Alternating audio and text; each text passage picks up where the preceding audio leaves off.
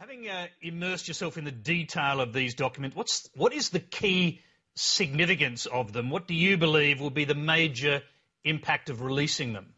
Well, I think it will be the vast scale of activities and abuses that are represented here. We're talking about 92,000 reports occurring over a 6-year period from the regular US Army, comprising of nearly every death that has occurred in Afghanistan as a result of US activity or to US forces. So what I see is it's not the big headline things like another Kunduz or Gorani with a big bombing, well, those are represented, but rather it is where the most kills are. It's the small events, taking off a child here,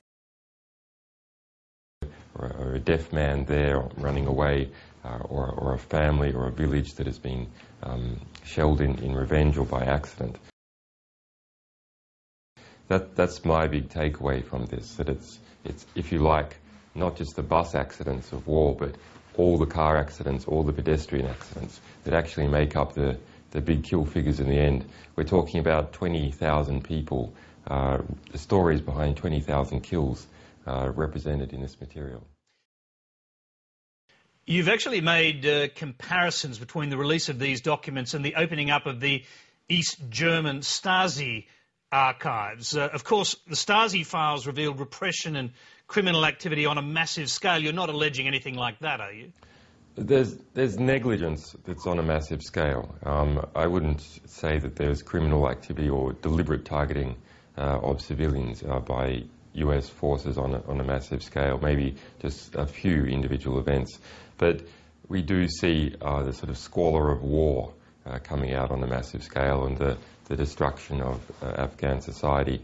Also, we can see the increase in the war tempo and the number of kill events occurring over time. It's getting worse over at least the last 3 years. And now the general public and academics and journalists have the raw ingredients that the Pentagon was using to monitor and assess the war and come up with its own aggregate figures as to the number of civilian casualties and how the war is heading.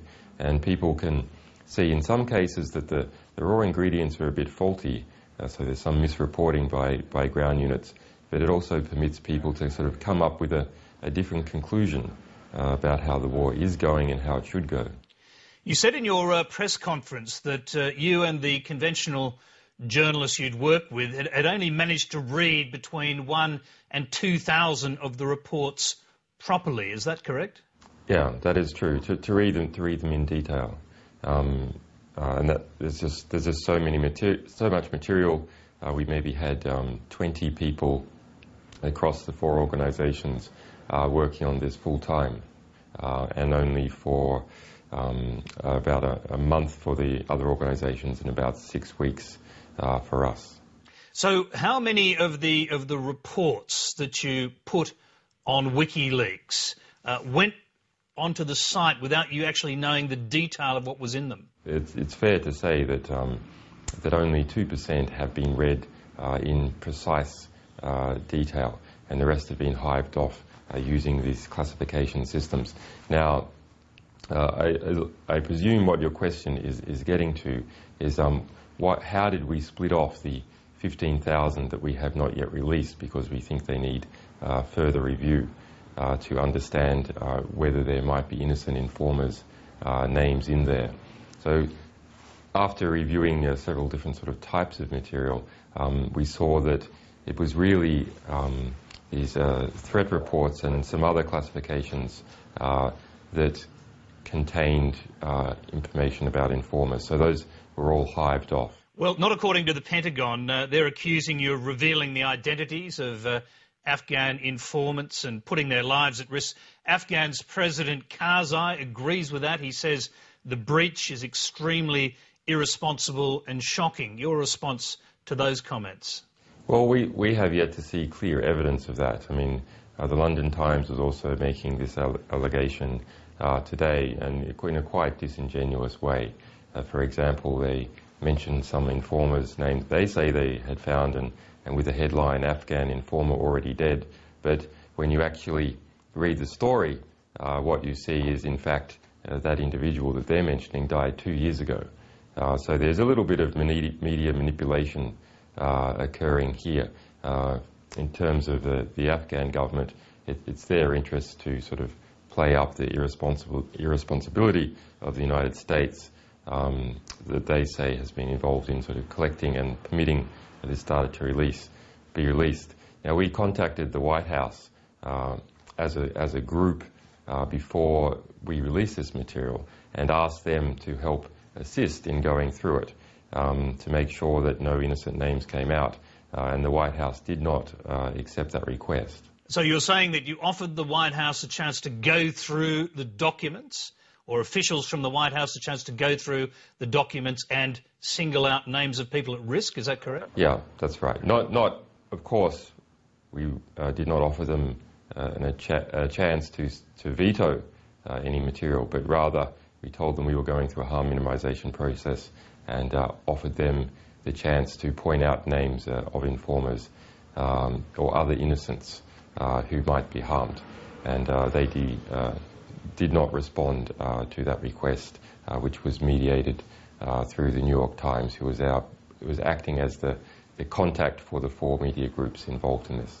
Now, I imagine as an Australian, you've paid special attention to material that's related to Australian troops. We've seen relatively few so far and relatively insignificant references, but are there more documents that you know of in the files that have direct implications for Australia's involvement in the war in Afghanistan? We haven't spent special attention yet on Australia, but you'll find that as you go through this material, there's some ways to pick it up. So these Australian troops are located in a particular region of Afghanistan. That is one way of looking for incidences. There's other abbreviations such as Oz and obviously keywords such as Australia.